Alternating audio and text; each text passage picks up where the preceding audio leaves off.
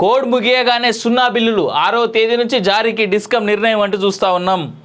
ఇదేది వీళ్ళు ఇచ్చినటువంటి 6 గ్యారంటీల పథకంలో భాగంగా 0 బిల్లులు ఇస్తామని చెప్పేసి అన్నారు కదా, దానికి సంబంధించినటువంటి న్యూస్. రంగారెడ్డి జోన్ పరిధిలో అర్హులైన విద్యుత్ వినియోగదారులకు ఈ నెల నుంచి గృహజ్యోతి పథకం అమల్లోకి రానుంది. సార్వత్రిక ఎన్నికల కోడ్ ముగియగానే 6వ తేదీ నుంచి బిల్లులు జారీ చేయాలని డిస్కమ్ నిర్ణయించింది. 200 యూనిట్ల లోపు వినియోగదారులకు సున్నా బిల్లులు జారీ చేయనున్నారు. మిగతా వినియోగదారులకు ఈ నెల 1 నుంచి బిల్లింగ్ ప్రక్రియ మొదలు కాగా గృహజ్యోతి పథకానికి దరఖాస్తు చేసుకున్న వారికి కోడ్ ముగియగానే సున్నా బిల్లులు జారీ చేస్తామని అధికారులు తెలిపారు.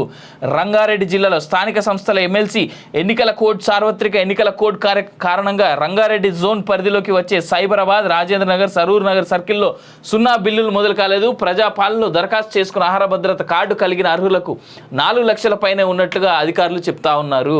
గతంలో అందని వారికి కూడా, గతంలో పథకం ప్రారంభించిన సర్కిల్లో అర్హత ఉండి సున్నా బిల్లులు రాని వారికి కూడా 6వ తేదీ నుంచి జారీ చేయనున్నారు. ప్రజాపాలన దరఖాస్తులో 12 లక్షల మంది ఆహార భద్రత కార్డు కలిగిన వారున్నారు.